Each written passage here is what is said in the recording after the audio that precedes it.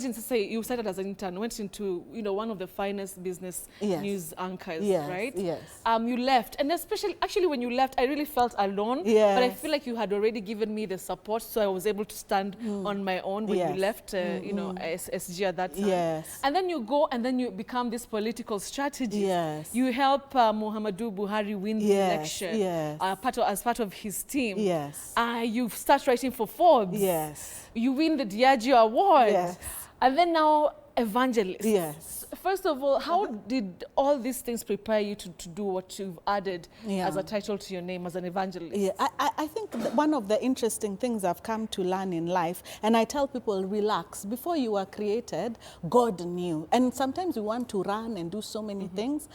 Just take your time. And whatever you have in front of you, deal with it, learn what you need to learn, because God knows you. I think if many years ago, even until 5 years ago, if God told me that I was going to lead a ministry and church, I would be like, there is no way, God. Yes, even me, I was I'm like, Cynthia.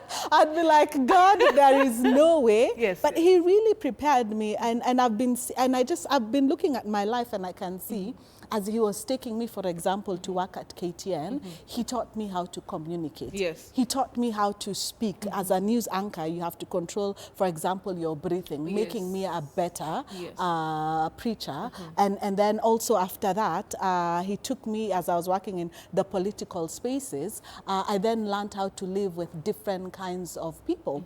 And then also now after that, I even worked in Uganda in the police and even with the army. That really taught me a lot about discipline, which is and for me, even as I train people in the church, it's a bit military with a lot of discipline. So I've been seeing that, and then the interesting thing is I see it work for me in the workplace. The things I do in church also works for me in the workplace, and I've learned not to put myself in a box, that I can do many things. I run different businesses. I'm in housing. I'm also in fabrics, and so I've learned. That is really nice. Thank you. That Thank is you really so nice. much. So I've learned not to put myself in a box, to explore who I am, and then to have faith. Even when I realized God, and I think I feel like He tricked me into ministry. I wasn't planning to get into ministry. Like, I'm wondering, at what point did you hear, like people normally say, I had the voice of God telling me go. Telling me go. It's time, Cynthia. Like, at what point did you go through maybe a difficult period that maybe you became closer to Him, then you decided to what happened? So all my life I was born again. I grew up in a Christian home, but I was the born again for most Kenyans. We all have a Christian name. We all go to church, and I would go to church on Sunday, give sadaka, and feel like I've done my part. And then in Uganda, I went through a very difficult period. And in that time, when everything... What was happening? So what happened was, I was, for a very long time, ever since I started working on political jobs in Kenya, your life changes, your status, you're now in government, you have all the comforts. So I did it. I did Kenya, I did Tanzania, I did Nigeria. Nigeria was very successful, and you grow with much more power and the connections and all. So I'll go to Uganda. We did the elections for NRM, we won, and then I stayed back to work with the Uganda police. And I went through a difficult time because I wasn't paid for some time by the police. The political party paid me very well, but the police, there were some delays. And then after that, unfortunately, my boss was fired. And when my boss was being fired, everyone around, especially in our office, people were being fired and arrested. And now you're in a, and they're telling you, you can't leave the country. First thing you're told, you can't leave your country, and you can't leave the country, you can't change your number. I still continued working, even after that, for 1 year, but I hadn't been paid.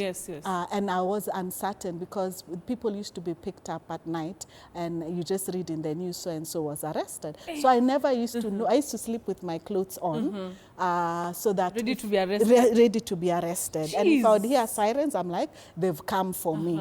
And I wanted to make sure I look at least good in the photos. And then sure, at least least, madam, I'm representing. Hata kama ni picha ya jela, you have to Nikaya, people can Okay. see how, okay, she's still presentable.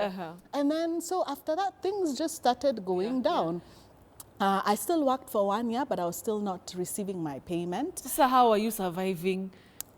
So there's, okay, so at least they used to give me housing. I had housing, I had a car being fueled by police and all that. And there's, and so there was some money that once in a while when things are really bad, I would be given. But it meant that I used up a lot of my savings.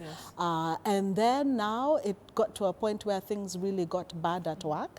And so I decided, let me seek God. And also I realized, despite all my great achievements, sometimes you get to a point where it's pointless. And I remember we used to get a lot of invites to State House. And Uganda has the most beautiful State House in Entebbe, facing even the lake. It's beautiful.